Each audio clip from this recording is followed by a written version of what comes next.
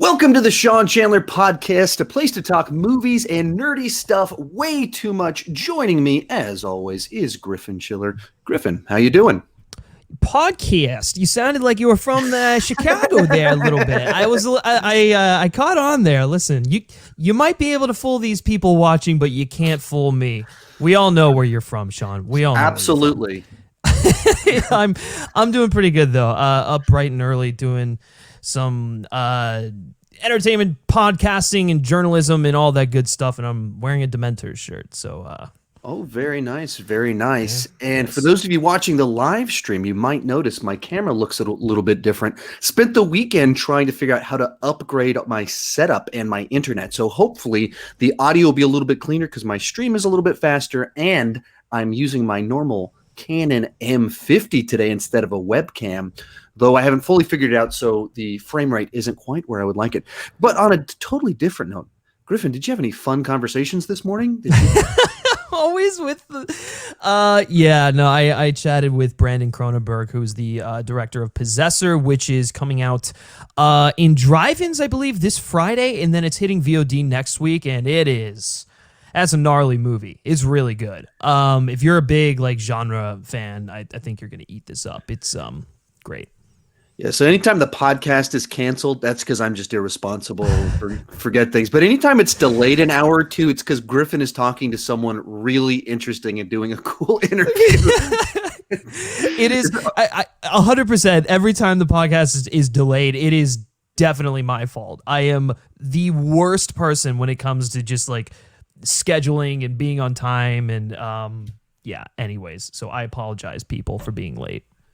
So always fun. It's interesting because you're talking to me and right before this, the director of some movie that's coming out, and it happens every other week with the podcast. It happens. So yeah. Fun time. So we got a number of different subjects we're covering today.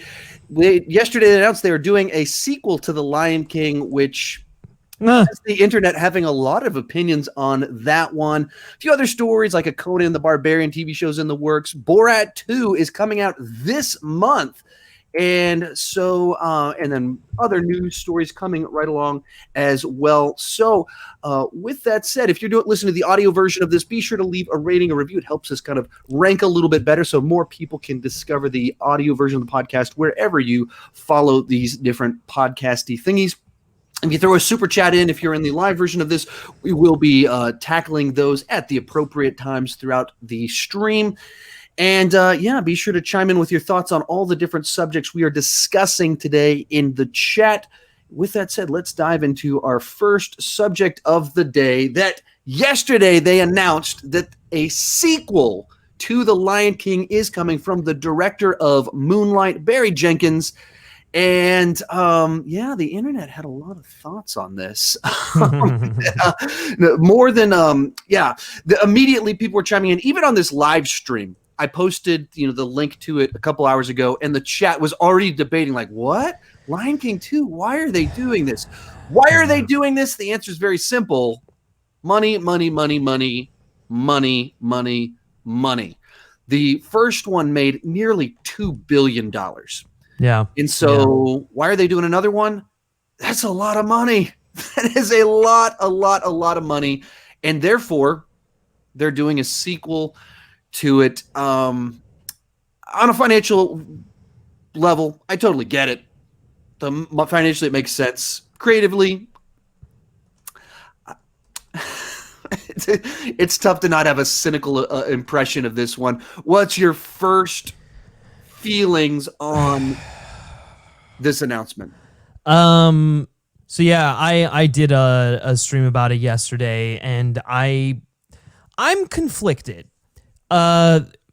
Taking Barry Jenkins out of it, this is a horrendous idea, and it actually infuriates me. The 2019 Lion King was not only one of the worst films that year, but it was a disservice to the name of Lion King. It was a disservice to the Broadway musical. It was a disservice to the film. It was so poorly translated and uninspired. It was devoid of all of the emotion and color and personality of that original film, it was a failure. It just absolutely. I mean, I literally did a video called "Why the Lion King Fails," and where me and Tyler Tompkins just like listed out all the reasons that it wasn't a good adaptation, and it just never should have been made. When it comes to this, are we surprised that it's getting a sequel? No. I genuinely don't know why. I just don't know what they could do. I mean, I guess there is a Lion King 2 that was like a straight to DVD movie that has a pretty substantial cult following, but are you really going to base your billion-dollar franchise? I doubt that, yeah. So that's where I get, frustrated and skeptical, because why use the money you made from The Lion King to make original projects? Now, the part of this that gets me intrigued is the involvement of Barry Jenkins. Barry Jenkins hasn't made a bad film yet. Barry Jenkins has done nothing to garner backlash or whatever. Does he just have the 2 movies, or I'm not familiar with his filmography? So he has a smaller film that I think he did before Moonlight that I personally have not seen. But then he also has he's got Moonlight, If Beale Street Could Talk. He's got this Underground Railroad. I think it's a film or a series coming out later this year. And then I guess from that he'll move on to The Lion King. So if you're just basing it off of Moonlight and If Beale Street Could Talk, the guy is 2 for 2. Both of those films are remarkable. So and what he's doing is he's telling black stories in a way that no one else is.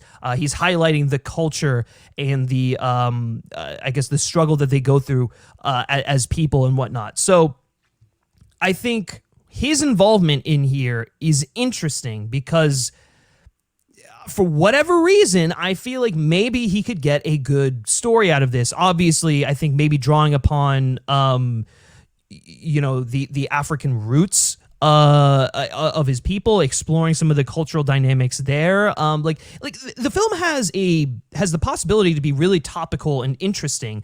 I also just think it's a waste of his talents. I'd rather see him do independent films that are not the sequel to a lukewarm live action remake. Like, here's the thing, and I'll toss it back to you in a second because I know I've been going on long here. Sorry. Here's some feelings on this one, don't you? Yeah, I really do. So here's the thing. I'd even understand if he signed on to do a remake of The Lion King, like if he did the 2019 version that Jon Favreau did. I would even understand that. But what makes it weirder is it's a sequel to a very bland and like mixed received movie that shouldn't even be getting a sequel. And so it's like, if you wanted to get him to do a live action remake, just pick a different franchise. Maybe there is something. Maybe they're going to integrate humans. Maybe they're going to. I have no idea. But then when you read the details into it, which I know we'll get into in a second, it gets worse. And it's just one of those things where I'm like, I know Barry Jenkins just wants to do this so that he can fund his next project. But it really kills me. So yes, Shashank had a super chat very early on, actually before the stream started. He said, do you believe the major problem in the live action Lion King was its absolute realism in recreation, rendering it impossible to capture the emotions? And so the question is basically, the premise of the remake was, let's do photorealistic animals. Photorealistic animals don't emote. And so is that the problem with the movie? That's 50% of the problem. You're a lot more critical of it than I am. I rewatched it about a month ago, and it was significantly less interesting to me than when I saw it on the first time. But problem number one is that you lose all the emotion as soon as you have a photorealistic animal. Second problem is that it had nothing to add. Nothing was gained by remaking it. Yeah. And a lot was lost because of the photorealism. Whereas Aladdin, there's a lot more kind of changes to the story, subplots, added characters, restructuring of things. And by swapping out Robin Williams and Will Smith, there's new things added to it that you can enjoy. Whereas with this one, there's just nothing new brought to it. It's just the novelty of look what we could do with computers. This is incredible. And I think that's what makes this kind of such a weird, can Barry Jenkins bring a story that's interesting to the table? Very possibly. But that doesn't resolve the other primary issue with the whole thing, which is photorealistic animals can't emote. Yeah, And that's the other part of this. It's like even someone like Barry Jenkins, who, if you watch his films, emotion and he's able to convey so much emotion with like little dialogue and just framing, colors, music, all that stuff like that. Even someone like him, is he going to be able to get emotion out of the face of a lion? Like, it just doesn't. It doesn't. The whole concept doesn't work to me. Right, and so that's even if you bring in someone with incredible talent that has a perspective, that has things to say. The mechanism, the storytelling package restricts all the potential of what you could do, even if there is a really good idea there. And then I think even simply beyond that, I just don't know. Like going from small indie films to hyper computer generated films, that's a totally different thing. And that even, it's not just going from small to blockbuster. It's like it's a new art of sorts that kind of only Jon Favreau has spent a lot of time in. So I don't even know how that translates. That's where, like, there's so many layers to this where it's like, this is interesting. I just don't know how this will be good, or in what ways this will play out in a positive sense. I believe the article also kind of dove into a few more specifics. It was basically talking about how it's going to be it's going to be like a Godfather Part 2 style prequel, flashbacks to like Mufasa's origin story. Take Barry Jenkins out of it. Horrible idea. Yeah. What is this? Why? Like what? Why do we need? Let me read the exact paragraph. Like you covered it pretty well, but they're keeping the log line under wraps. But I'm told that the story will further explore the mythology of the characters, including Mufasa's origin story, moving the story backward while moving forward and conjuring memories of The Godfather Part 2, set on African plain for the continuation of the tradition of music that was key part of the 1994 animated classic. Right, it's kind of okay. If you're going to do something with it, I mean, I guess that's one thing you can do with it. That also would go against the idea that it's just a remake of what is Simba's Pride or whatever the animated film one. I never expected them to go with the direct-to-video animated film for obvious reasons, that there's just, those movies are not revered the way that the theatrical ones were, and they did not put the budget, time, the talent into crafting those ones. So I don't think they would ever want to limit themselves to those. Yeah, like why would you? First of all, there's a reason those sequels went straight to DVD, because they just weren't good enough to go to theaters. Now I will say I think that The Lion King 2 actually is a good sequel. That is one of the ones that I think actually probably would have done well had it gone to theaters. I also think that there were a couple other ones that I thought were really good. But regardless, I don't think that's what you want to base your film off of. And it seems like they're definitely not going to do that here. I don't know. To me, if Barry Jenkins is going to do a sequel to The Lion King, completely detach it from the original. You know, like make it so different. Maybe take a page out of the Broadway production handbook and use real people instead of animals to do something there. I don't know, like that to me already sounds interesting. And then maybe following like a different tribe, that could be interesting. I don't know. The whole Godfather thing is like, what are we going to find out how this family like became the kings of Pride Rock? I don't really care about that. The first story covered it. It's basically Hamlet. I don't need to know the backstory about it. So I don't know. If you scroll down to the bottom of this article, though, there is one line that he gives that he says that gives me hope for it, and it is Barry Jenkins saying, okay, yeah, right around there. Where the heck is it? Oh no, it's not. If you go up a little bit more. Okay. So he was saying, like, helping my sister raise two young boys during the 90s, I grew up with these characters, having the opportunity to work with Disney on expanding the magnificent tale of friendship, love, and legacy while furthering my work chronicling the lives and souls of folk within the African diaspora is a dream come true. That last part of that sentence is what gives me hope. The fact that he is going to use this as a way to tell black stories. That's interesting to me. I just would rather see him do it without being, hindered by the Lion King franchise, without having even to worry about that. I mean, I think that's what even makes it kind of weird of like, that's not what they did with the original. That's not really what they were doing. It just happens to be set in Africa. Right. And so then it just seems like, okay, I mean, if you want to do that, let the guy tell a story. Give him your Disney money to run with this.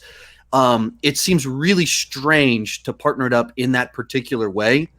That it just seems odd. I mean, the whole thing, everything about this is like, okay. I mean, I get why the money makes sense. Everything else about this just seems weird in all of it. So, but that'll lead us into our next subject real quick. I wanted to tackle a couple of super chats that came in. First one from Denzel. Sorry for mispronouncing your name. Good morning, Sean. A show's cliffhanger made me extremely angry. I can't wait 1 year. Can't get it out of my mind. Please give me a solution. Watch a different show. Move your brain somewhere else and drift elsewhere. Sorry they left you hanging like that. What? Yeah, what show is it? Yeah, I don't know what show it is, so I can't really give you some resolution. Sometimes TV shows also get canceled, so maybe you'll be left hanging for the rest of your life. TFK had another subject we can tackle real quick. What are your thoughts on the She-Hulk casting? I honestly have no strong opinions on the She-Hulk casting for the simple fact that I'm not really familiar with She-Hulk. And then the actress they cast is also someone that I'm not super familiar with her career. And so it's kind of one of those ones where it's like, I don't have much to chime in on that subject. Right. I can read you the article. I can pull it up real quick on here, somewhere in here in my tabs right there.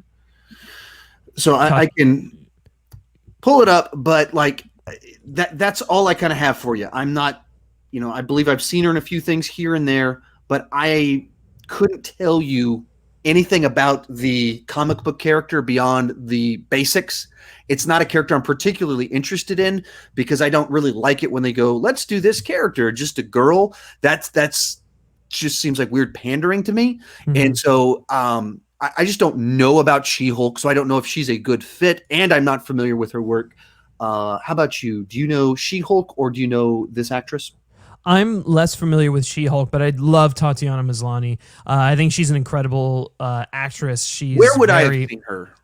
Did you ever see that Jake Gyllenhaal movie Stronger? No. The one about the Boston Marathon? Yeah. No. So he got his legs blown off. Yeah. Great, really, really underseen and underappreciated movie with an excellent performance from Gyllenhaal. But Tatiana Maslany was remarkable in that film. So if she's also in Orphan Black, I don't know if you've seen that. That was a series, but I looked at kind of her resume. I was like, I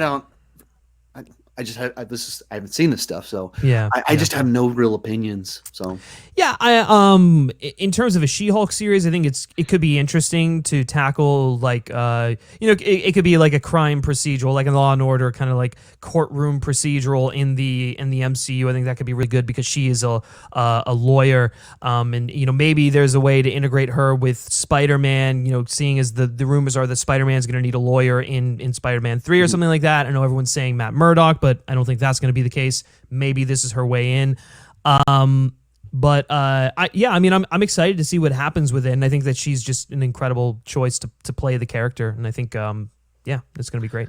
And my general findings on this stuff is that Marvel's really good at casting. Yeah. So in general, they're good at finding people that aren't the obvious pick, and sometimes it is the obvious pick, but a lot of times it is finding someone that you're like, oh, that's really inspired.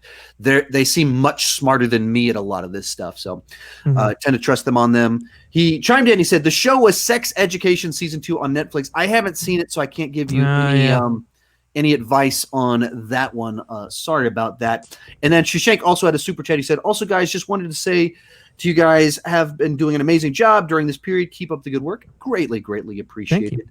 The super chat and the kind words on that. All right. So real quick, following up on our previous segment on this Lion King 2 that's coming, little editorial discussion right here. Is Disney creatively bankrupt. What on earth is going on with Disney? Because they keep putting out these ideas that the internet rolls their eyes at immediately. They're like, here, this is what we're doing. It's like another one of these Disney live action remakes. It's almost been a joke for this podcast that they keep trying to do live action remakes of everything.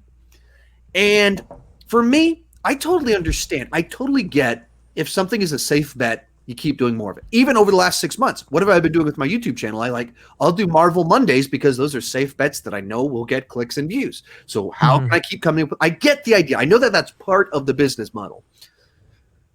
But I think what makes everyone feel like they're just creatively bankrupt is that they're not leveraging when they have an awesome year to do something interesting. Last year, they have a record-breaking year. No studios ever grossed as much as they grossed last year because of Aladdin, Endgame, Lion King, even Rise of Skywalker thrown in the mix. Insane box office gross last year. Mm-hmm. And what do? Lion King 2. Wow, so bold. Wow, good thing that you're following in the legacy of Walt Disney and all of his creativity. And I think that's the thing for me that's so frustrating about all of this. I don't mind safe bets, but you have to do something to counterbalance too. And where are they going 5 years from now? Like, what's their plan 5 years from now? And it's the whole thought. All of these executives are just thinking, how do I make a bunch of money right now? And then they'll use my success with the shareholders to move on to the next gig that I'm having. Like I at this point, I don't understand what they're like. They're heading towards a cliff because they're not thinking ahead. It's bizarre.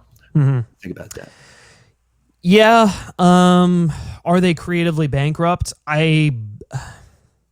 I don't know, because on one hand, I think the easy 5-second answer is yes, but also like, I don't know if I can say that because, I mean, they have Pixar, which is an incredibly creative and innovative branch of Disney.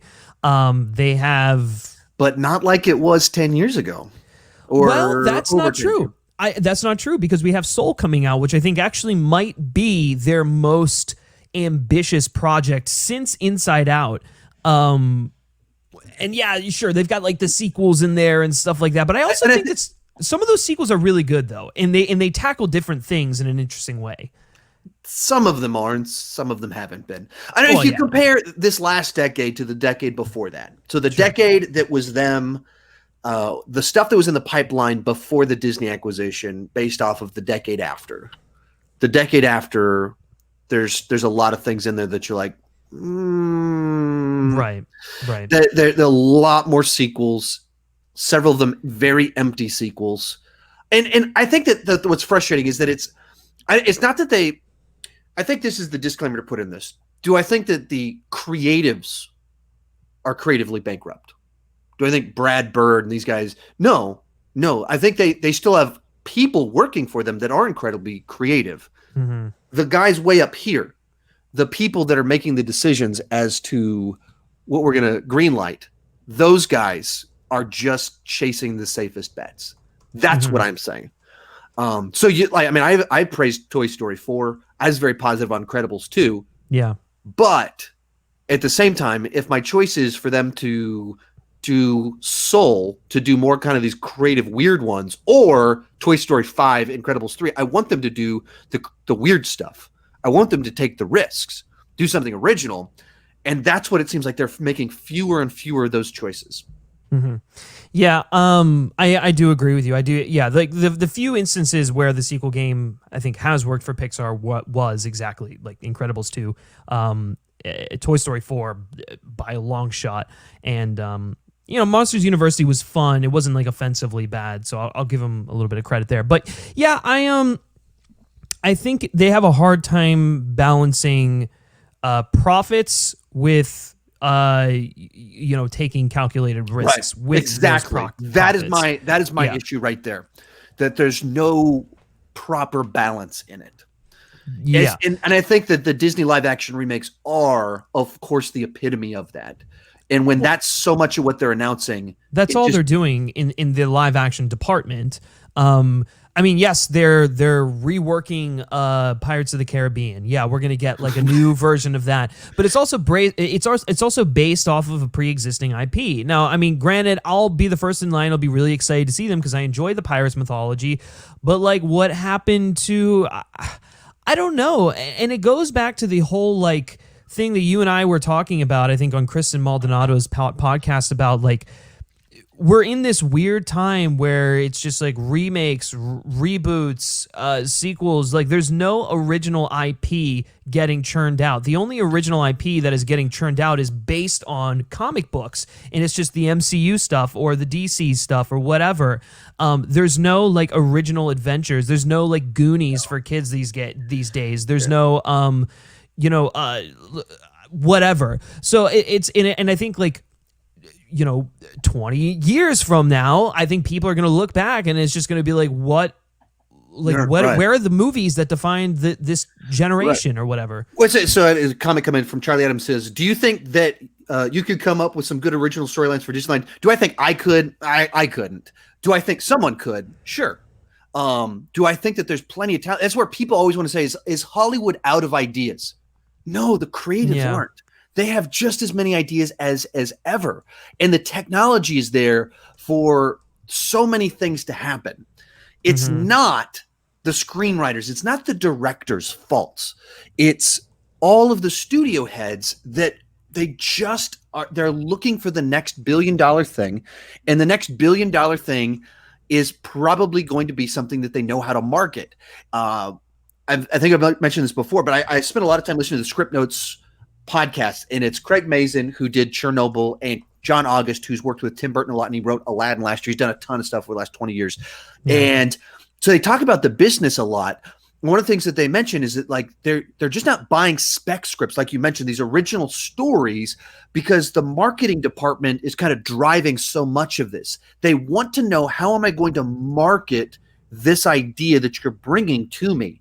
And so things like Will Ferrell as you can market that. And so these Will Ferrell comedies with Will Ferrell showing up, some of these comedians can still do some of that stuff. And then beyond that, it's adaptations of things, because they say, oh, there's a built-in audience. We just have to market it to them.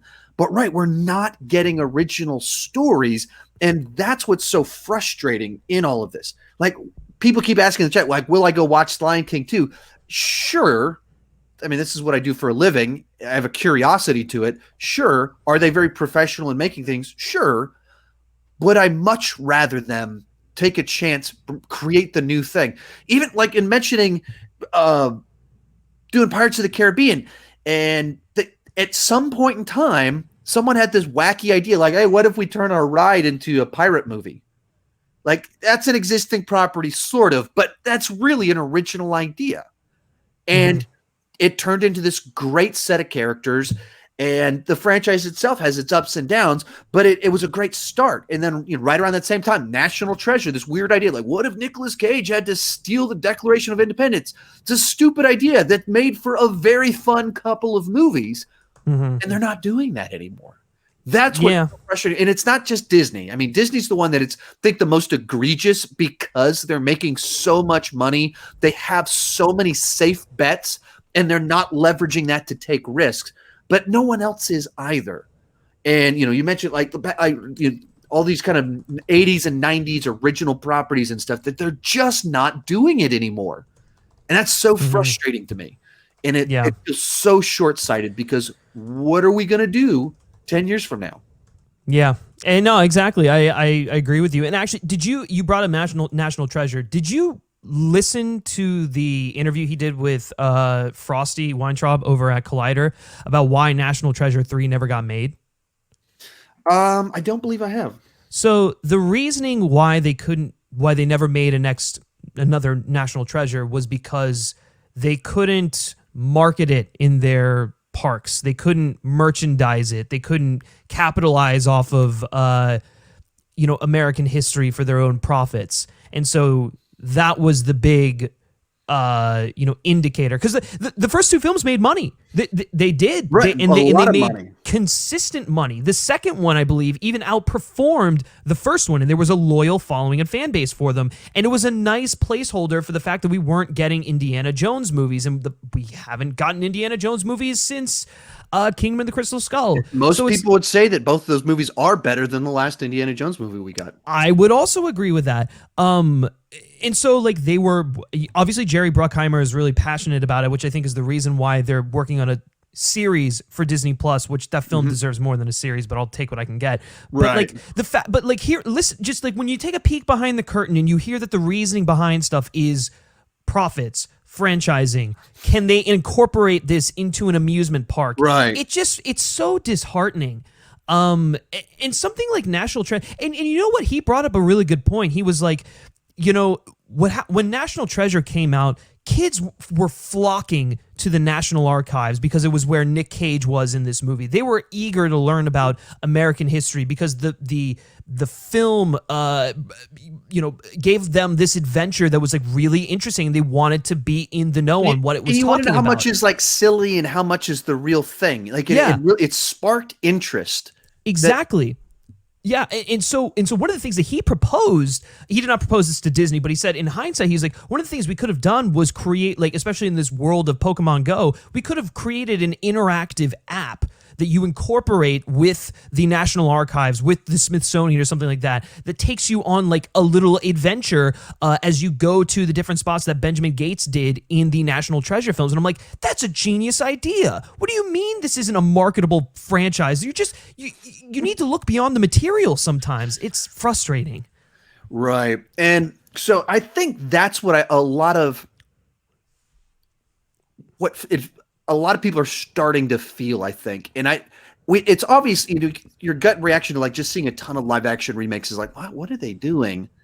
And I think the real thing is the opportunity cost is what's really frustrating. Because who cares if a studio makes a movie that you don't want to watch? Who cares? There's tons of movies that, we never watch. Who cares? Yeah. But when we're not getting an original property, we're not getting National Treasure 3, we're not getting something that people actually want, because we're getting something that just, these like nostalgia plays that for whatever reason, there's just like it.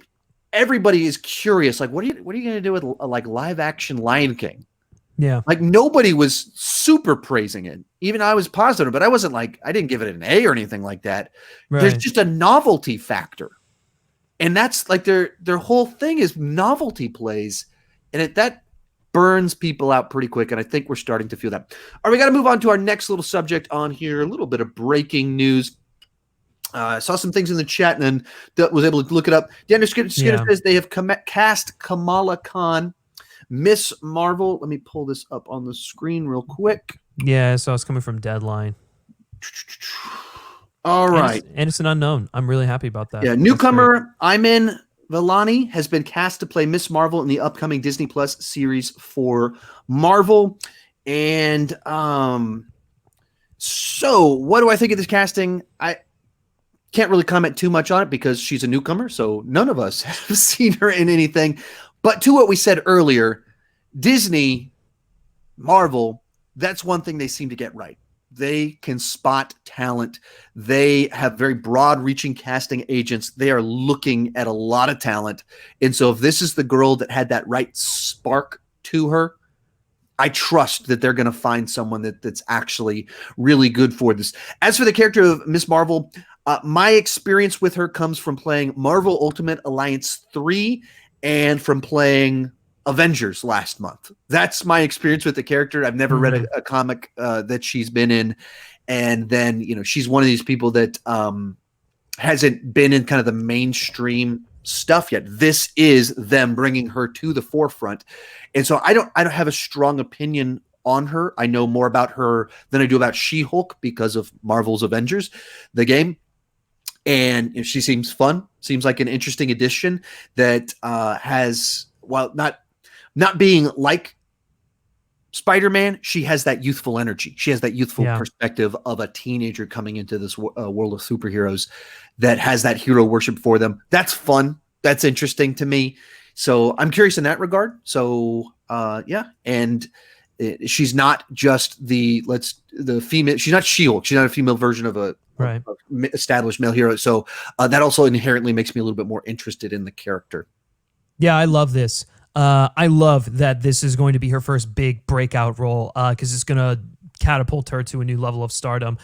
This is her Pause real quick. I should also mention, and when it comes to all these castings, I always say that I don't want A-listers. Yeah. Newcomers, by definition, are not A-listers. So I'm sorry, Kirchhoff. No. You're exactly right. That's exactly why I love this casting choice. One, she's I believe she is Pakistani. I might need to look into it a little bit more. But they went with someone who was of the same ethnicity and from the same cultural background as the character, which I think is important when you're bringing to the screen the first Muslim character, this Pakistani American teen based in New Jersey and stuff like that. And so this is great. It gets me really excited for it, and especially because she is a newcomer and we don't know what to expect from her. I think that makes things exciting. It makes it fresh instead of just like churning out like the same names after a while. And so I wish her all the best, and I think this is incredible news for her. Especially, I mean, you got to imagine how excited she is right now. Like, she is cast as Miss Marvel in the Marvel Cinematic Universe. That is like the career move of a lifetime. And I think there's a side to that even lends into the character well. Of when you have a superhero that's what's happening to her. She's brought into this world of world-class superheroes that have saved the world, and then you have an actress that's brought into this world of A-list actors, and she's now in that too. So there's just something fun to that in and of itself, kind of the background. But this is all dropping literally as we're doing this live stream.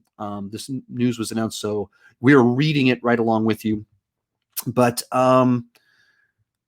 so I don't know if there's anything else on that one, since I obviously have not read the article yet, but pretty cool news in general. Let me see, where are we at on our list of subjects for today? Can you talk for a few moments while I gather my thoughts real quick? Are you there? Have I cut off?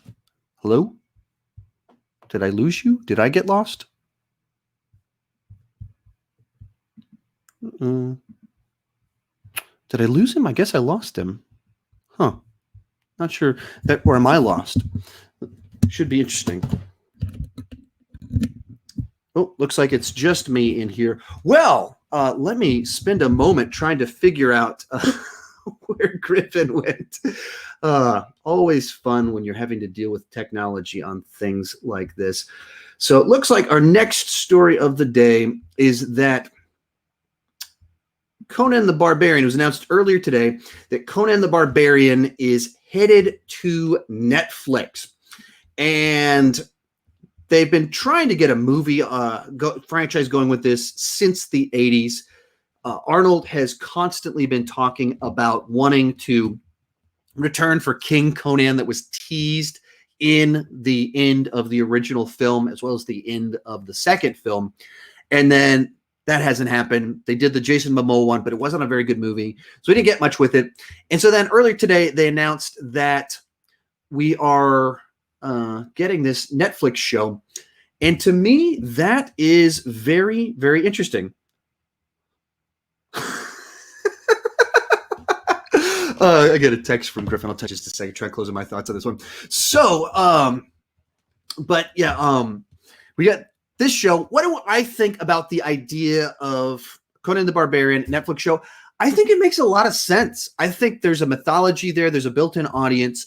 And this type of material seems to be doing really well on television. Obviously, Game of Thrones, one of the biggest shows of the last decade that has this fantasy, brutal world to it. Then you have The Witcher from this last year. Not quite as praised, but definitely a strong audience, got great numbers. So I think the idea of Conan the Barbarian, it makes a lot of sense. That's my gut reaction. It makes a lot of sense that they would head in this direction. So I got thrown off there a little bit because of Griffin's disappearance. Let me read the text that I just got from him. Power just cut out. Thank you, Newsom, for rolling blackouts, rebooting the internet. So he's on his way back. But yeah, he's in LA, and LA they've been having a series of these rolling blackouts, and so randomly his power got shut down. So he just disappeared out of the blue, and threw me off a little bit on that one. The year 2020, it's keeps you on your toes a little bit. So I was hoping to bounce back and forth with him on that one, but since he's not here, I guess we will move right along to our next subject of the day. Yesterday, it was announced that Borat 2 is headed to Amazon Prime. So rumors have been circulating for the last couple of months that this was filming. And then they were circulating that it was finished and he'd shown the movie to people. And then it was confirmed it was finished and he'd shown it to people. And then yesterday found out that there was a bidding war between the different streaming services. Amazon Prime won. And not only did they purchase it, but they won it really soon. It's apparently highly political. Mike Pence plays into it. And so they're looking to drop this one before the election. I've never actually even seen. Well, look who it is. Well, hello. I guess this is what happens when it's 105 degrees outside and they just want to keep the rolling blackouts going. So that's great. I was talking, and then I sent it over to you. Like, I was trying to, because, obviously we switched directions to Miss Marvel. So I lost my train of thought, all of my notes and all my tabs that I had open. So I said, hey, let me toss it over to you. Can you just continue talking about Miss Marvel while I find my tabs? And then I just sat there quietly for a few seconds, like, wait a minute, is he even on here? What is going on here? That's okay. And then I realized, oh, you're gone. And then I was like, is my internet bad or is he gone? Nope, you were gone. No, it's me. So, I literally heard the transformer go. Whoop. I was like, okay, cool, thanks. Nice. So we're on Borat, and we can loop back around to Conan. So Borat's coming to Amazon Prime this month before the election. I always think it's fun when you have these surprise movies that come out of blue. Mm-hmm. I have no investment in this series at all. I'm not particularly familiar with Sacha Baron Cohen's work. I haven't seen the previous Borat, so I have no investment in this one. It's a little bit amusing to me that it's like this soon, like it's coming out within the month. That's always fun. Beyond that, I don't have thoughts on this one. Did you have any thoughts beyond that? Other than it'll just be really fun to see like a new Borat movie. And one like this, I mean, you know, Sacha Baron Cohen. He's gonna come like fully guns blazing, all that stuff. So I think it's gonna be a really great movie. I mean, listen, it's coming out before the election. I don't think the movie's gonna do anything to swing voters necessarily, but it'll be a nice. It'll just be nice to get. It'll be something funny. Like that. That he doesn't have boundaries, I think that's the part to it, wherever you fall on things. Yeah. Watching someone that is just willing to do unbelievably inappropriate things, there's something fun about that, no matter where you land on things. All right, the one that you missed on here, or you were about to say something? Yeah, can you stretch for a second? This is a very important phone call that I just need to quickly take. I'm so sorry. This is awful. Hold on. Oh, Griffin. All right, let me look over and see if I got anything in the... Hello? It's muted now. Let me see if I got any questions in here I could tackle. All right, first one that comes up on here. Sean, which name would you prefer for Spider-Man 3? Spider-Man 3 Homesick or Spider-Man 3 Welcome Home?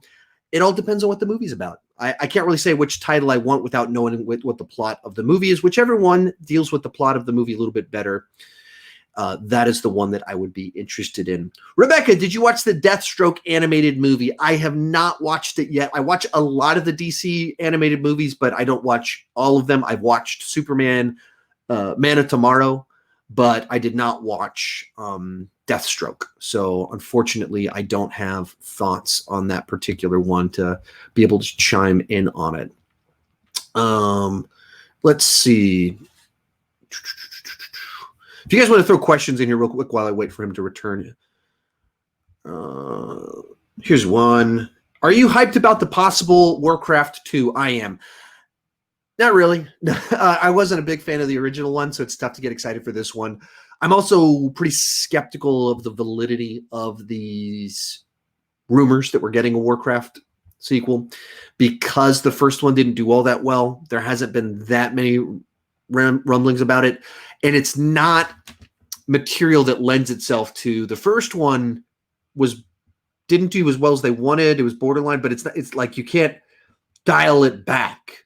It's the inherent nature of it is big, inexpensive, CGI heavy or makeup heavy. No matter how you do it, it's expensive to do it. So that's where I'm pretty skeptical of the idea that we would get any sort of Warcraft 2 for that reason. It wouldn't shock me because it is a gigantic franchise, and perhaps they look at it and believe that they can identify what went wrong with it. But I'm not one terribly inclined to think it's going to happen.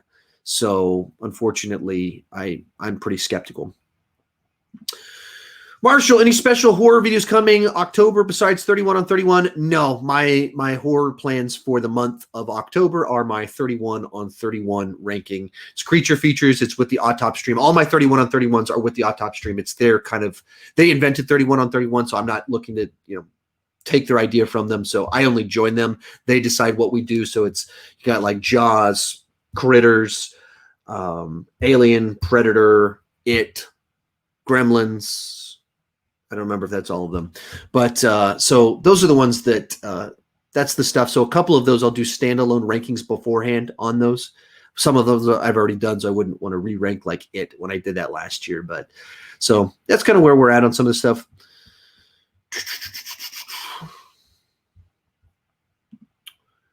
Sean, are you doing a 2020 live stream, right? I watched your 2018 one, and your commercials were the funniest thing. Even. Please do them again. Enjoyed a lot. So he's referring to every year I do a ranking of all of the new movies that I saw that year. So, last year was like 120 movies, 4-hour live stream, ranking all of them.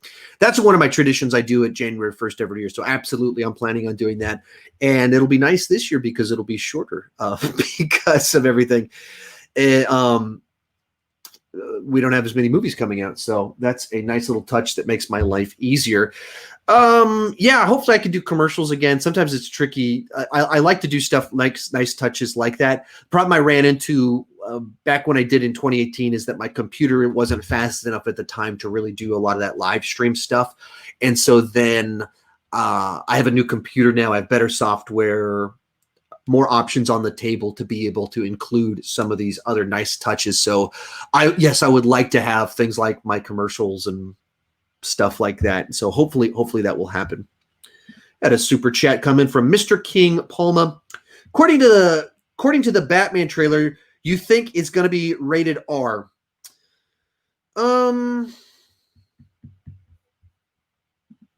Do I think it will be rated R?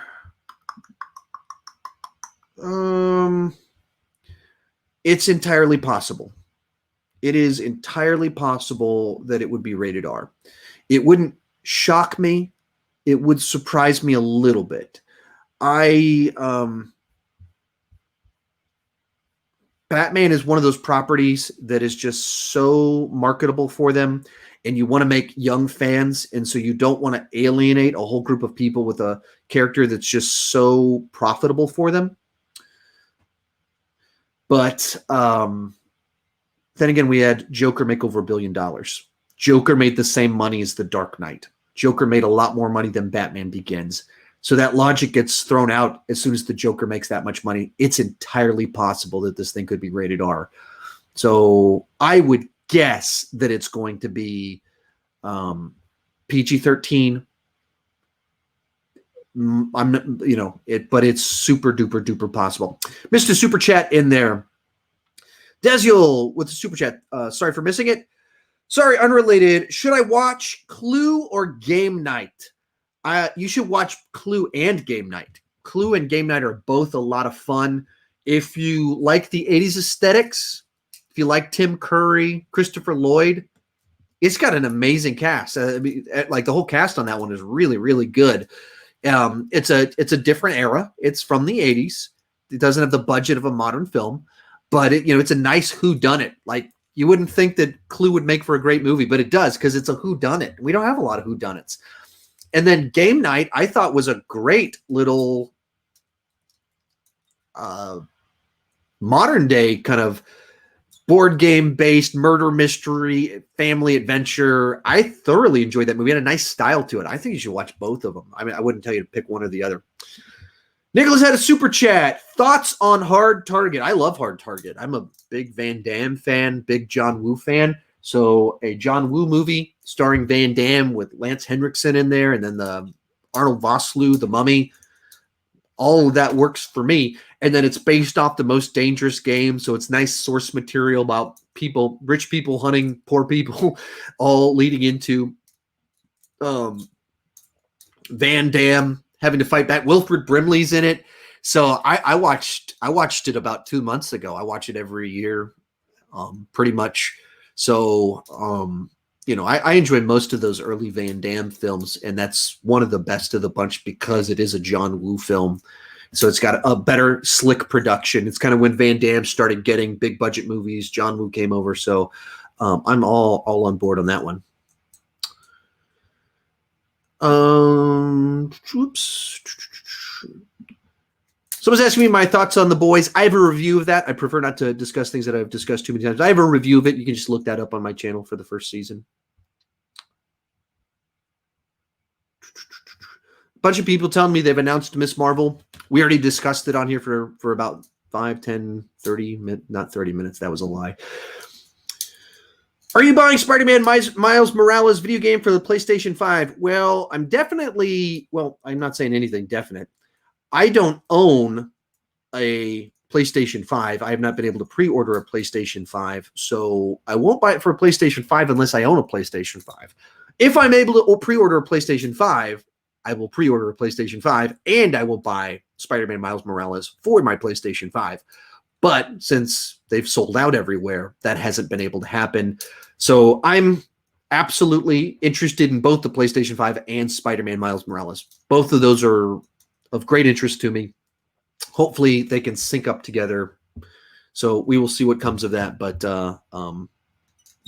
yeah, we'll hopefully can get that pre-order. And so my answer to all of that can just be a nice and simple yes.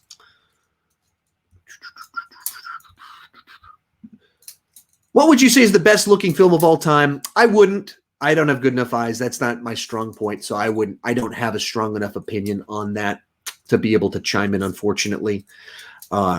Griffin might have an opinion. He's actually a lot more into those things. But the reason we're doing Q&A right now is because he disappeared for a little bit to take a phone call. It's actually kind of funny because in my little interface, I can still see him on the phone call. He's like, I'm watching him have the phone call, but obviously I don't know what he's saying on any of it.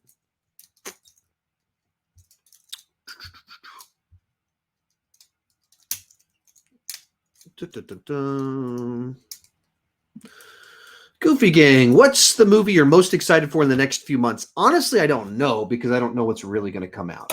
By default, it's No Time to Die. By default, it's the James Bond movie because that's the next big thing that's still on the calendar.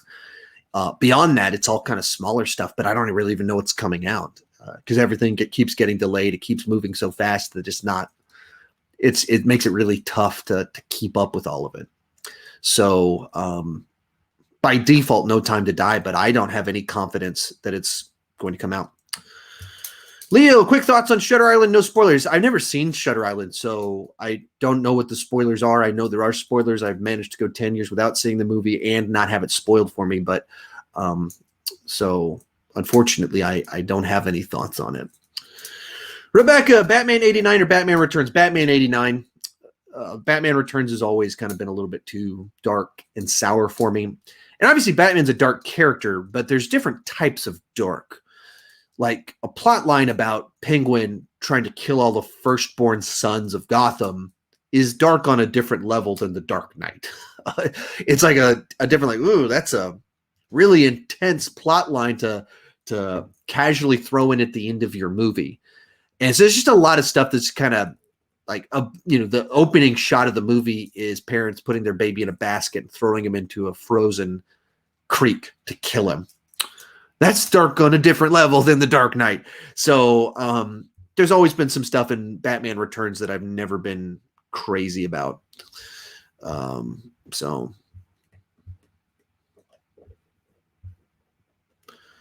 Some of you guys are asking questions I've already answered in here. Will I watch Lion King 2? Of course I'll watch Lion King 2. That's already been stated in here.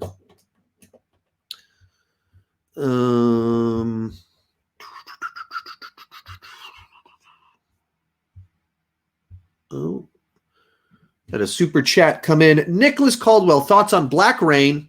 Haven't seen it. Black Hawk Down, haven't seen it. Daylight, solid Stallone thriller that actually it has Viggo Mortensen in it too. So the basic concept, if you haven't seen Daylight, wasn't the biggest Stallone movie, not one that people talk about a lot, but it's like a tunnel caves in, as there's people trapped in a cave in the tunnel for cars. So all these cars are stuck in there, and Stallone is an expert on these things and just decides to go in, kind of goes rogue to try and go in to free the people, putting his own life in danger. And actually one of his sons, Sage, acts in the film too. And Viggo Mortensen is kind of this arrogant rock climber that believes that he can, he needs to take charge. And so he doesn't really listen to Stallone. So it's a nice little thriller that's different and had some like real sad moments in it.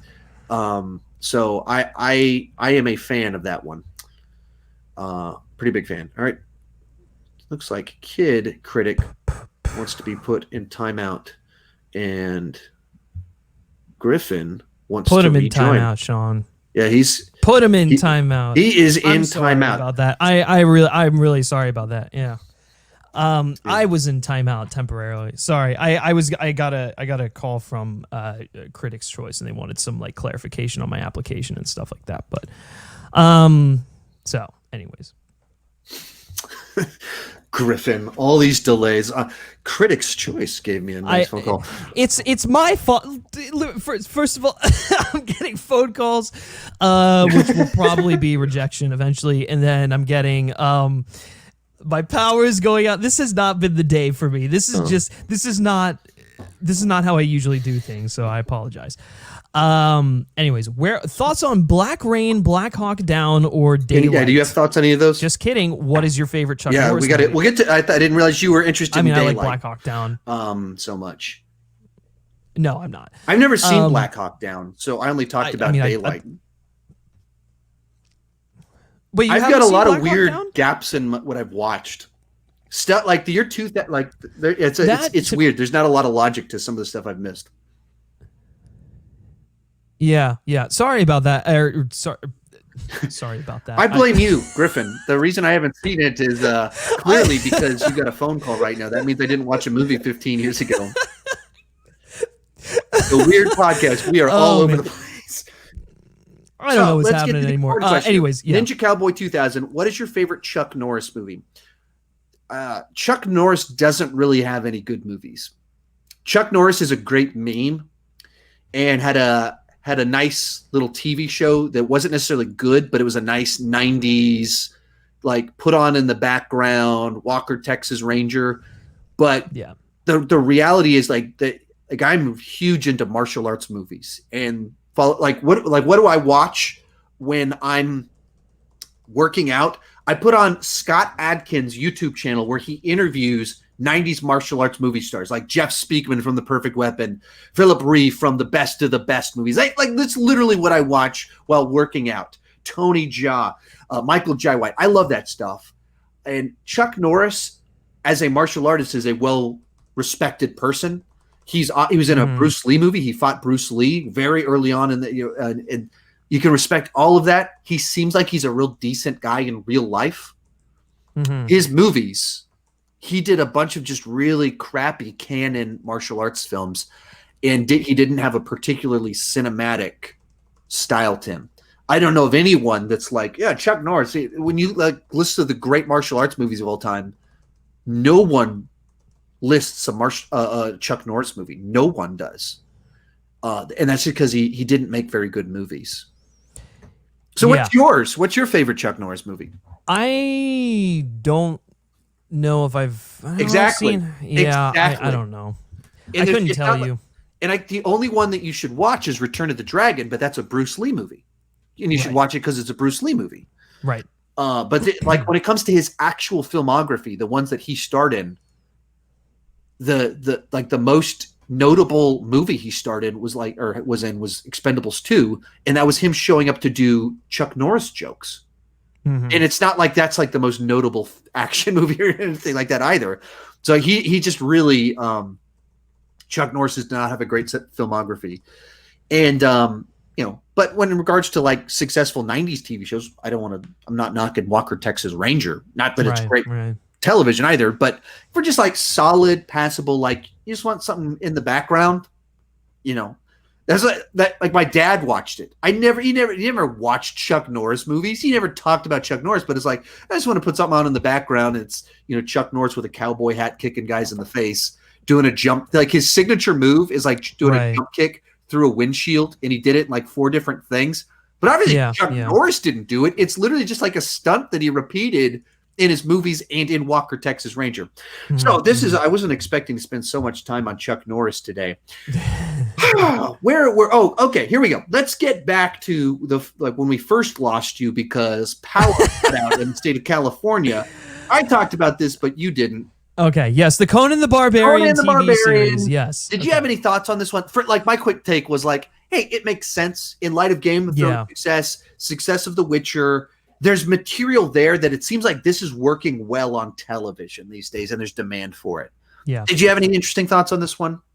So I don't really have that much of an attachment to Conan the Barbarian, but where can I kick you out? How dare you? Listen, I've already left the stream twice already. So the third time might be the permanent I'm one. going to text your governor to make sure he rolls out the interview again. Please. So the fact that there's a series in the works on Netflix doesn't surprise me. I think that there is probably potential for a series, and a series is probably the best route to go as opposed to, a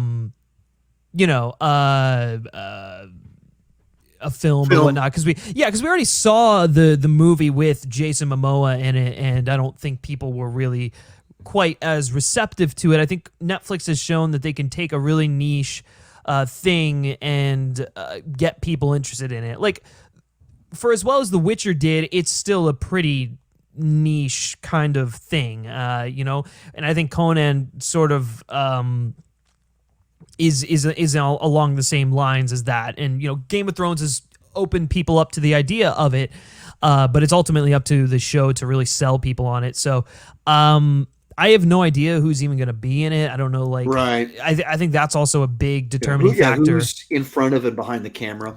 Right. But yeah, as for a series in the works of Netflix, cool. I'll wait until we get more details to see if I'm like excited or not for it. But you're right, it does make sense why they would do this. I will mildly correct myself on this previous point about Chuck Norris.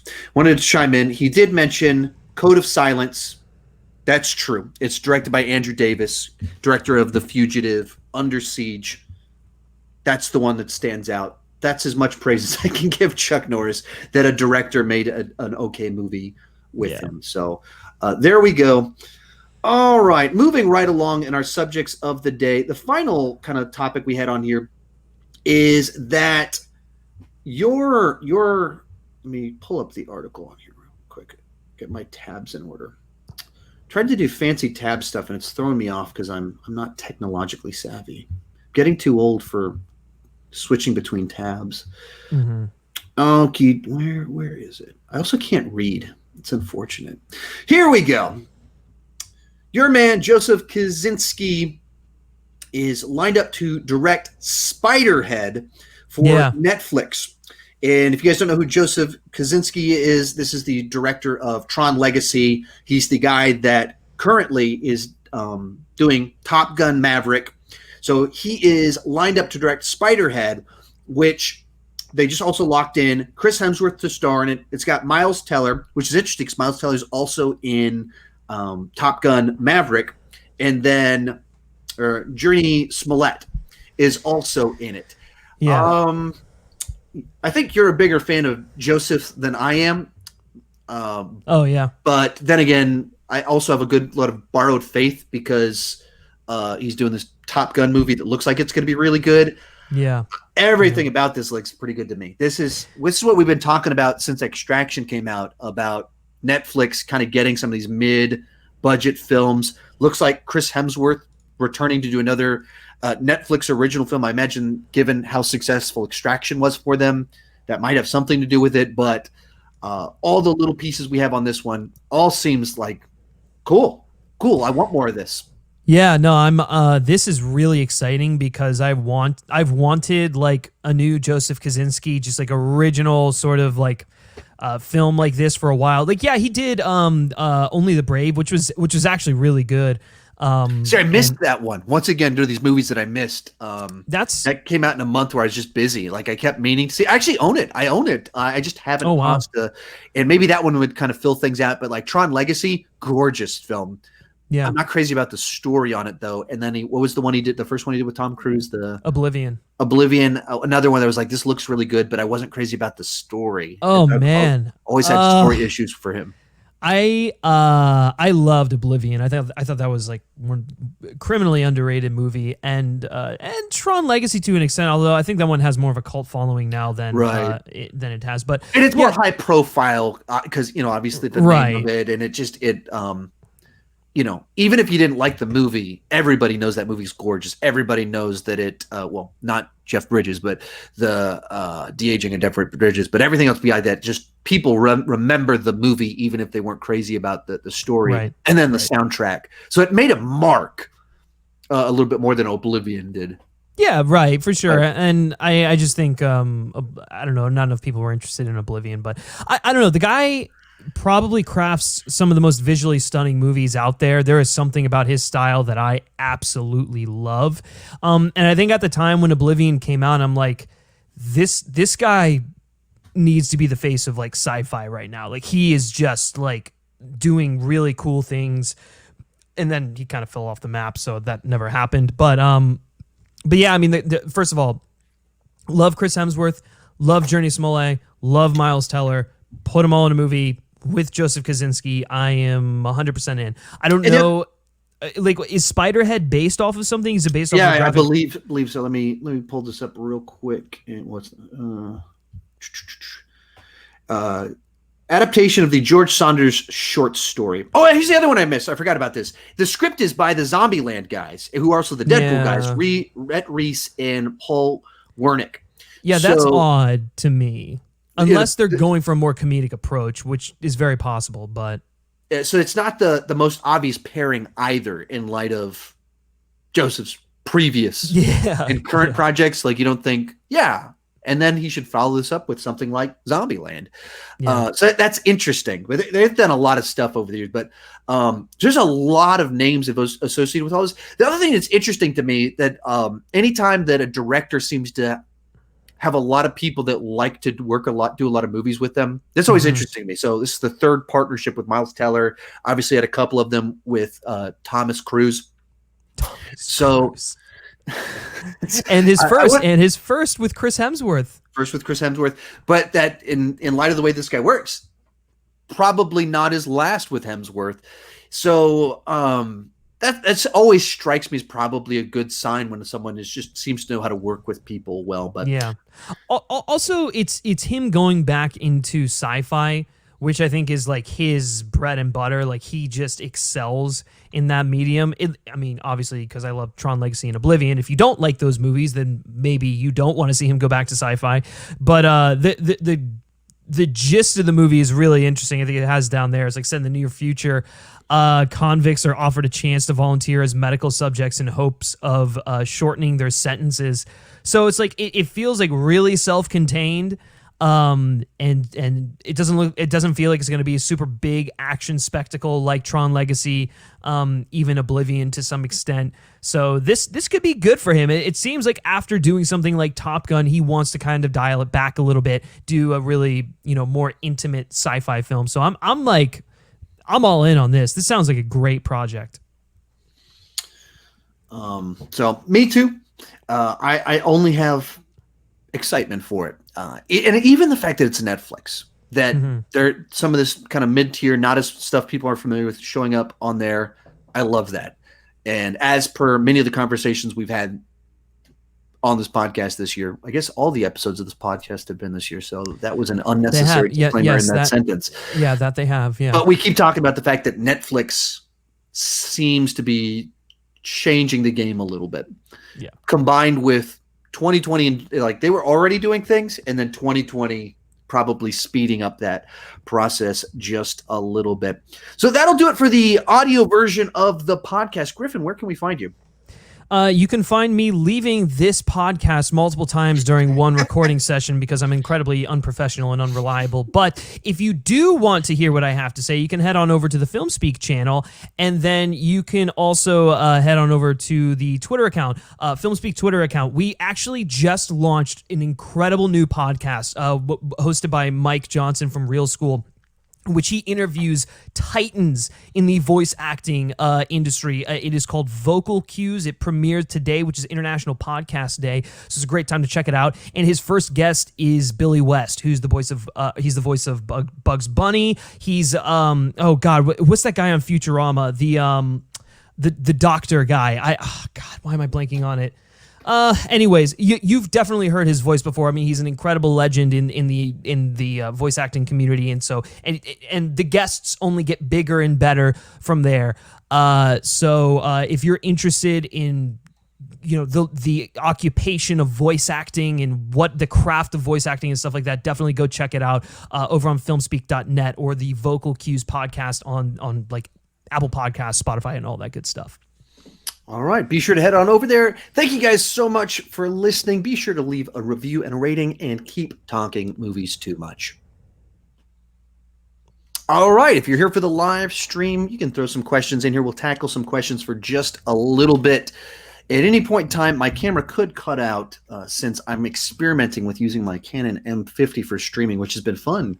That it's nice and crisp, and compared to my webcam, it has I'm not the color purple or red. That's also nice. True. So that's a nice little upgrade. At the same time, it's running on a battery, and I don't know how much battery life it has, but it likes to clunk out sometime around 90 minutes. So that's about 10 minutes from now. So if you guys want to throw some questions in there, we can tackle some questions. I don't know if this is what this is referring to. Thoughts on a Dumbledore spinoff series? Has that been announced? Is that a thing, or is that just a speculative question? Are you aware of that? I know that they were thinking of doing Harry Potter series for just in spin-off series or whatever for HBO Max. I don't think that there was a Dumbledore specific one announced, or maybe it was rumored or whatnot, but it doesn't surprise me that they want to go that route. Right. I feel like actually that probably should have been the route they went, as opposed to the Fantastic Beast movies, because those are just becoming a train fantastic. Right, they're becoming fantastic, of course. So I mean, the world of Harry Potter, I think, lends itself to more stories. It lends itself to a TV show. I mean, I think that there's room for that. Do I specifically want a Dumbledore movie or series? No, I don't think that's the way to go. Especially right now. Do I think that they're going to get Jude Law to star in a TV show? I mean, actually, with the way things are going right now, with some of the talent they're getting, it's possible, but it's not like he's short on high profile gigs. He's still getting cast in very big things. Right. Last year, I mean, well, the simple fact that he's in the Fantastic Beasts movies, that's while they have not done what they thought they were going to do, they are very high profile. And then likewise, he's still being cast in all these other things. So I don't know why that's the direction he would want to go, but maybe he would.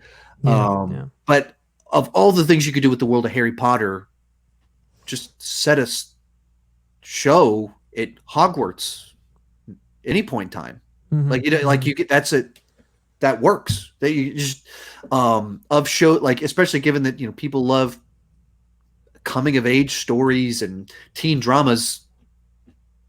Just pick a different decade than when Harry Potter was there, and you can do it. Honestly, It's that simple, and you can create the world where you don't need Harry Potter to show up, but he exists in that world, so you could talk about. There's the things you could do. So I wouldn't be opposed to any number of things, or it doesn't have to be set at Hogwarts. There's no reason to set it there. So there's a lot of opportunities there, but Dumbledore specifically, that's not of great interest to me. Yeah, no. If anything, I'd rather see them explore way back, maybe the origins of Hogwarts or something like that, with the the wizards and witches who established the school and stuff like that. I don't know. That could be interesting. That is super chat come in from Daniel Skinner. Sean, saw your live stream and you said you did not like Spirited Away because it was too metaphoric. My take is that those aren't words. It's an anime masterpiece and is not for you because in my eyes it's a great film. Yeah, I mean that's the language I've always used. People ask me about it all the time. I have never trashed the movie. I've never said it's a bad movie. I have only ever said I didn't get it. Same thing I say about Stanley Kubrick films largely. It's the same exact argument of I can watch it and be like, this is interesting, this is different, this is unique. I am not wired for this. And that does not make it a bad film. It makes it very difficult for me to review it. It makes it very difficult for me to have meaningful things to say about it. So people ask me all the time to, do rankings of Studio Ghibli and things like that. It's like, I'm just not wired for it. So I watch it and I just don't, I can't interpret what I'm watching. And, hold that against me, not the movie. I do. So it's not at all, I can't praise it the way other people do because then I'm just mimicking what they're saying. But it's not because I watch it and think, oh, this guy's incompetent. What were they thinking making this? Actually, it is because what were they thinking making this? Because I don't understand it. But that's on me, not them. How about you? What's your take on Spirited Away? Actually, never seen it. I think you uneducated. The only Studio Ghibli film that I have seen, or no, I've seen two. I've seen Ponyo, which is really good, and then I've also seen God, what am I blanking? Kiki's Delivery Service, which is incredible. So, yeah. Yeah, my buddy Andy came over and he's like, "Hey, you got to watch Spirited Away." I was like, "Oh, cool, awesome!" And then he put it on, and he's the whole time was watching me to see my reaction to things, and the whole time I don't get it. And he's like, "Well, what about this part? It's about growing up." It's like, oh, well, I never would have gotten that out of that. I just saw weird imagery. Yeah. I'm not it's visual metaphors, and I am 100% in no way wired for any of that. And it is the exact same thing I say about Kubrick films. I watch them, I can see that there's incredible craftsmanship. People can explain to me what they got out of it was incredible, but I watch it and I just don't. I'm confused. Yeah. I mean, it's one of the blind spots that I want to fix eventually. I mean, I want to get around to watching all the Studio Ghibli films, but I'm just not. I didn't really grow up on them. Right. I saw advertisements for Kiki's Delivery Service, maybe Howl's Moving Castle, and that was about it. I never really was exposed to all of that. So. Ryan, Sean, why don't you use your Letterboxd account more? Because I don't enjoy it. It's a tool that I don't enjoy using. I find it clunky, and I keep all these notes for myself in Evernote because it's just easier. And for me, writing reviews is work because this is what I do for a living. And so then it turns into, if I'm using, I want to use the thing that's most natural for me to do that work. So I'm going to use Evernote as I'm writing the notes. So then Letterboxd turns into me just copying for publication to another app. Yeah. And I find it really clunky for the way that I would want to use it. And then it's not something because of how high profile I am that I would be able to just put simple thoughts on there. Because I just love to hear your quick thoughts on stuff. That's what it's great for. Just throw your quick thoughts on it. Right. But that means every time I watch a movie, now I have a homework assignment. That's sort of, yeah. And I understand that mentality because I was like that for a little while. And it's every time that I log a film on Letterboxd, I feel like I do have to write a mini review for it. Yeah. And that's the problem. When there's so many people watch, and as soon as I would start using it, then people want me to use it more and more and more. And that's kind of part of the level of the expectation when you're in my position. If I promote that I have a Letterboxd account, I will have thousands of subscribers that now have an expectation of me that I can't meet and don't want. I can't meet that expectation. Yeah, no, I agree, and I I mean, I enjoy doing it because I think sometimes, listen, I think just because of who I am, I'm always going to log something, and I want to say something on a movie. I don't want to just like log it and say I watched it, because like it's not utilizing the app to its fullest potential. But I feel like sometimes there are films that I like while I'm watching them, like I have a new appreciation for. And I think what it is good for is it is good for getting your ideas down immediately after you've seen something, as opposed to, you know, and I think it helps, at least for me, when I go to review something, I have a little bit more of a condensed version of what I want to say, and all that stuff. That's what I do in Evernote. And maybe if I knew Letterboxd a little bit better, it would be a helpful tool. But like I write my notes for all of my videos and everything in Evernote. And so there's all these reasons that Letterboxd doesn't have the functionality for what I need it for. That. And so I would just be copying my work. And the other thing that happens that's people use my words against me. Yeah. And they want me to just explain things like, so it, and this is how even with my limited use of Letterboxd, I'll watch a movie and I'll just real quick be like 4 out of 10 or 4 out of 5 or whatever it is. And then I'll just kind of quick throw some scores in there. And then I'll do a ranking the next month. And I'll have something that I gave a 3.5 out of 5 over a movie that gave a 4 out of 5. And people will message me like, dude, on Letterboxd, you said this was a 4 out of 5. And here you said it was a 3.5 out of 5. Yeah, exactly. Why did you do that? They're really frustrating conversations because it's not an exact science. Your opinions adapt. There's all kinds of reasons that why it all plays out.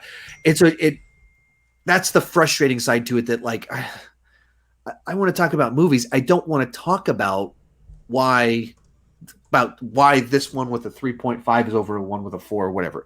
Like that's not interesting. So there's a lot of things like that just make it kind of weird. Yeah. Yeah. Michael, don't have a question, but here, take my money. Keep up the great work, guys. Hey, thanks so much. I will gladly take your money. But truly, I very much appreciate it, especially in the year 2020 where things are very complicated. It's a strange time to be a movie critic. So thank you much.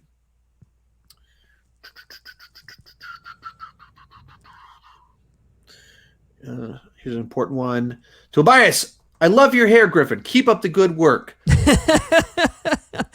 Thank you for that. I work very hard on it. Hours and hours go into the day to perfect. No, I'm just kidding. I have it down to a science. Probably takes me like 5-10 minutes. That's where some people ask me sometimes, like when I have like fancy hair or like whatever. Like, well, do you spend a lot of time on your hair? Like no. When I do my hair these days, I just know how to do it, and I know the exact product, and it's easy. Joe, do you think Falcon and the Winter Soldier will release before Black Widow? I kind of feel like all bets are off kind of right now. Like it's just there's so much uncertainty with everything that I don't even have a guess on that, since they're still filming Falcon and the Winter Soldier. I assume that, I mean, they're obviously switching the order of when they're trying to release things in light of some of this stuff. So I don't know. It's tough to say. Yeah, I don't think no, I don't think we'll get it before Black Widow, because I think the events of and the stuff that happens in Black Widow directly ties into Falcon and the Winter Soldier. Hence why they keep delaying Falcon and the Winter Soldier, and they keep delaying it until after Black Widow. So I think there is a purposeful reason for that. So no, I don't think we'll get it before Black Widow. That's a good point.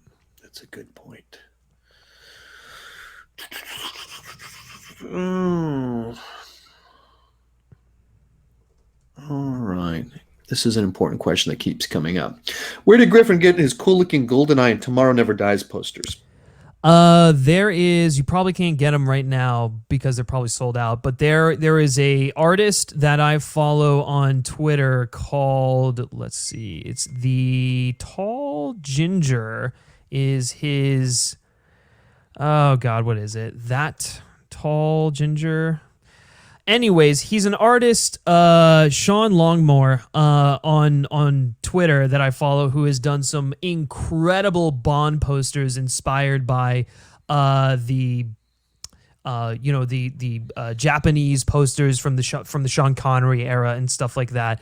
And so he had a bunch of them on his Etsy store and Etsy shop and whatnot. And so he made a collection of them and he sold a bunch of them. And so Yeah, I bought them. I bought all the Pierce Brosnan ones. So I don't know. He might still have some left. So go check it out if you want to see if he has some left. Speaking of Pierce Brosnan, if you guys don't know, we've been ranking the different movies of the different Bond actors. Took a little break since the movie got delayed, so our rankings got delayed. Those will kick back up pretty soon. Even within the last few days, we've been texting about when to film the next one. I rewatched The Living Daylights yesterday in anticipation of that. So those will kick back up pretty soon. Can we have a tease as to what your thoughts are? Did you enjoy watching The Living Daylights? Yeah, I like the Dalton films. There we go. Yeah, that's your tease. So for me, I didn't grow up watching the Bond films when I was young. My parents didn't really watch them. Right. So then it was when GoldenEye came out, I was starting to get into movies, and I would learn about movies basically through whatever was marathoned on TBS TNT. So the Rambo movies, the Rocky movies, and the Bond movies. And so then what was the most recent ones? It was the Dalton ones. So those are the ones that kind of I resonated a little bit more with because they were kind of more of the types of movies that I'd been watching. So then, and then Flash Gordon. So it was like, wait, Bond was in a movie before he was Bond. Wow. So there's a lot of that stuff going on in my brain, discovering actors act in multiple things. Yeah. This is incredible. So, I like the Dalton films. Yeah. And they're just easier for me to watch as someone that wasn't raised on ones from the 60s. Yeah, for sure. Super chat come in from Nicholas. Thoughts on Karate Kid Part 2 and 3. So I have a ranking of all the Karate Kid movies. So that has my thoughts. It's actually weird. Right after Cobra Kai debuted on Netflix, this ranking I did over 2 years ago. I did it when Cobra Kai debuted, May of 2018. This ranking is taken off. And it's the thing that YouTube is recommending out to the most people, and the most people are clicking on. So my most viewed video of last month, even though I put out a Christopher Nolan ranking, even though I put out a Disney live action ranking, as well as 25 other videos, my most viewed video of last month was my Karate Kid ranking, which is very random, but that's the nature of the oddity of YouTube. And I'm not going to complain because I appreciate it when YouTube does that for me. So what are my thoughts on Karate Kid Part 2 and 3? These are movies I did grow up watching and kind of remember when Karate Kid 3 came out, but I always was watching all three of these movies. I would get the soundtrack for Karate Kid 3 from the library on record to tell you how old I am. And so I even know the soundtrack to it really well. Rewatching them, I don't think they hold up all that well. The second one kind of still has the magic of the first one, but the plot strains a bit of credibility to how is Daniel still being bullied? And then the third one goes so far over the top in trying to recapture the magic and find a new way that he's bullied that it gets ridiculous. But that's almost half the fun of it, is that you've got this over-the-top villain where Cobra Kai goes full, have you seen Karate Kid Part 3? You want to know something interesting? The only Karate Kid movie I've seen is the first one, and I don't even enjoy it that much, so I think I've only seen it once. I can't believe it. I'm sorry. It wasn't one of those things that I grew up with, so it's just I just don't care. It's why you want to hear something worse? It's why I don't care about Cobra Kai. It's why I have no desire to watch that show. I have no attachment to Karate Kid. You're like a supervillain to me right now. So the third one, the premise is that the bad guy from the first movie, the Martin Kove, the sensei, he's homeless now because he lost all of his students after the events of the first film. So his Vietnam buddy, who's now billionaire, and he literally he'll be sitting in the bathtub with women walking up to him serving him stuff, and he's like, yeah, bury the toxic waste in the desert. He's literally a rich guy hiding toxic waste. He's that level of an 80s cliche villain. And he's like, I'll help you out, buddy. We're gonna bring Cobra Kai back. We're gonna make Daniel LaRusso pay. And so he pulls out a karate magazine, and he finds the bad boy of karate, and he hires the bad boy of karate to get Daniel LaRusso to fight in the tournament again from the first movie. That's the plot of the movie, and it's Yeah, it's ridiculous. So that's half the fun of it. And the best part about it. So Martin Cove, he's like 75 years old, something like right now. So he's in his mid 40s, or he's like 40-ish when the first movie came out, and he was a Vietnam vet. His Vietnam buddy is played by Thomas Ian Griffin, who is younger than Ralph Macchio. He's younger than the Karate Kid. He's supposed to be the same age, a Vietnam vet. Like, he was born during the Vietnam War. Like, it makes absolutely no sense why they would cast this guy to be the rich guy. Anyway, there's a long time to talk about Karate Kid Part 3. You should check it out. You'd love it. Sounds like an absolute blast. So yeah, it is something. It is, and you'll find people that have a lot of nostalgia for it because it still kind of has some same director, and it tries to capture the magic, but holy guacamole, it misses the mark quite a bit. Okay, we had a couple more super chats come in here that I some of these are fun. I don't know if you'll know too much about these ones. Okay. Daniel Skinner, the girl from Solo, was seen on Fatwas. I don't know what that is. Rumor is she'll be playing the first mutant introduced in the Falcon and the Winter Soldier. There we go. Man, I'm getting good at this. First mutant introduced in the MCU with ties to Wolverine. I don't know where those rumors are coming from. I don't know where I certainly haven't heard that. Are they talking about Emilia Clarke, or are they talking about... Well, I mean, let me see if I can pull this up. Emilia Clarke, Falcon and the Winter Soldier. Wants to join... I'm just going to say this. First of all, I don't think that they're tying in mutants just yet. No, that wouldn't be the one. Oh, their wife. No. I don't know who he's referring to. Yeah, I'm not finding it off a quick search.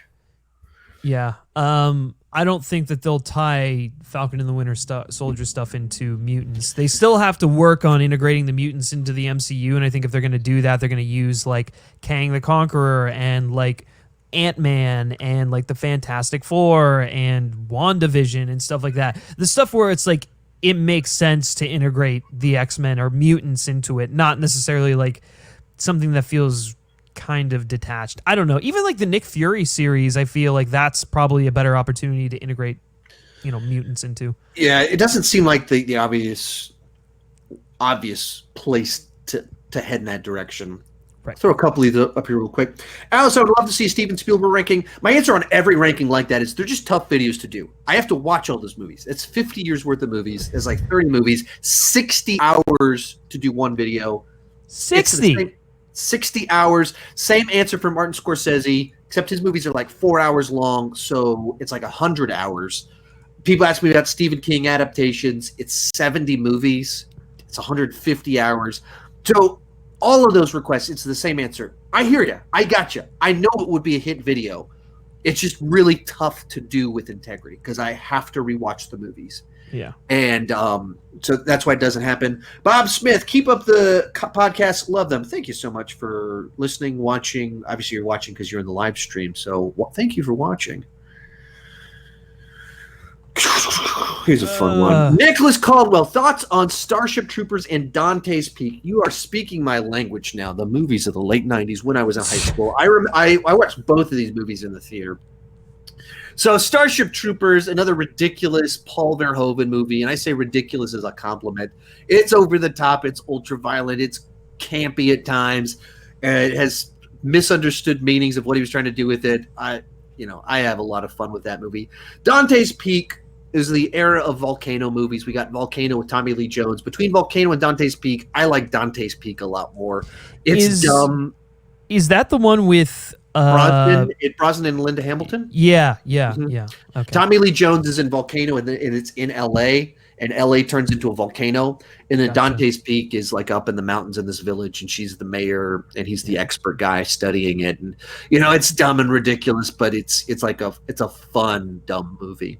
Yeah, for sure. So you haven't seen Dante's Peak? No, it's one of the ones that's on my list just because it's Pierce Brosnan. The other one the other one that's on my list is the Pierce Brosnan Thomas Crown affair. Or maybe I have John seen. McTiernan.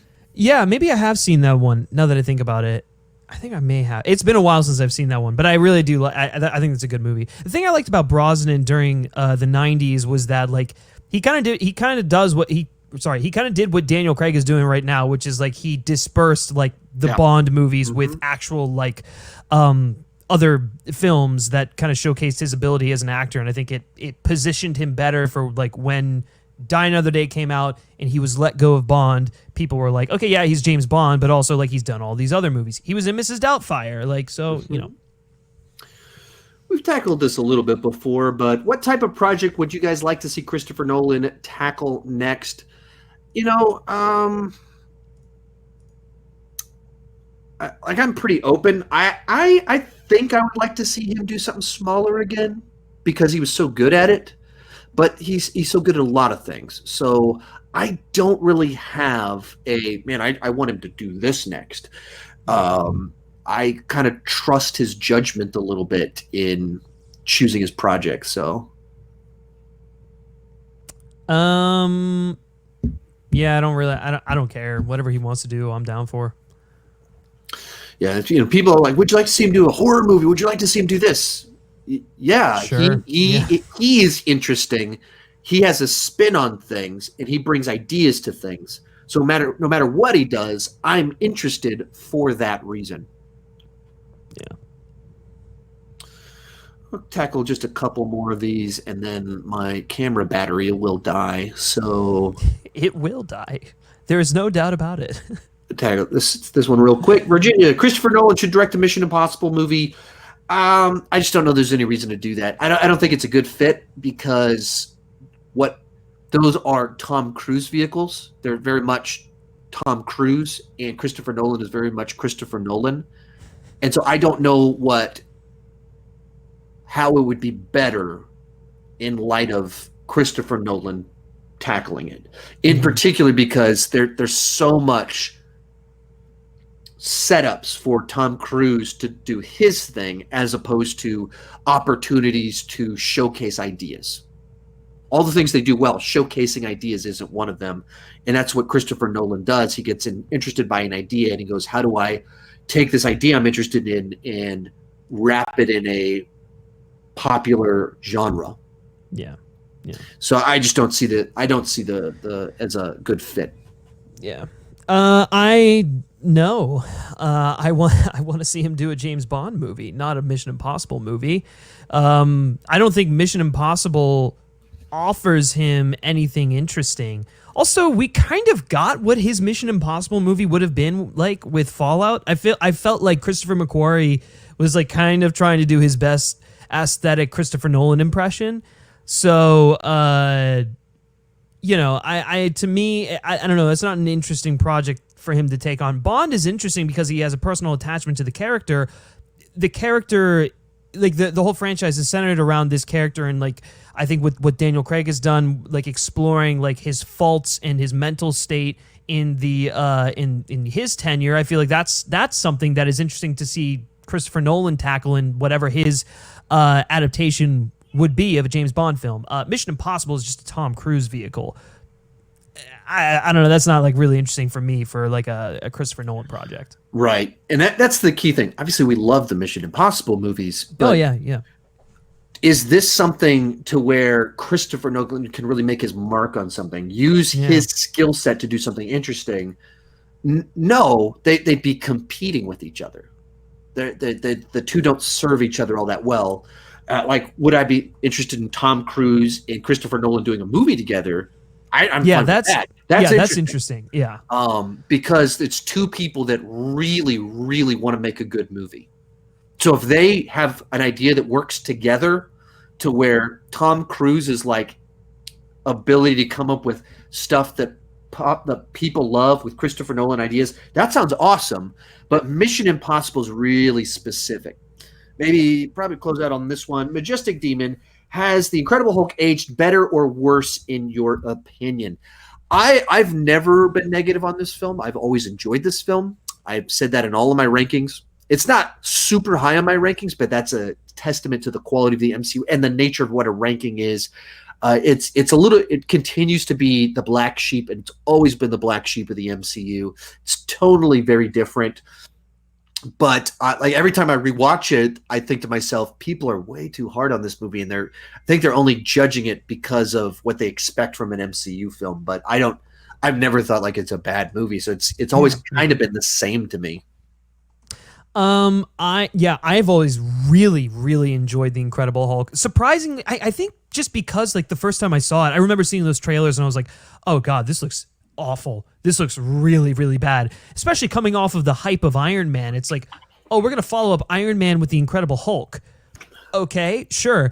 Then I watch it and I'm like, this is such an interesting way to go, like to tell a story about The Incredible Hulk, about this guy who's on the run, who can't escape who he is and wants to like just live his life, but is being intruded by like being uprooted by like the government and stuff like that. And then also just like the beat downs at the end, the monster mash showdown is it's right. Fun.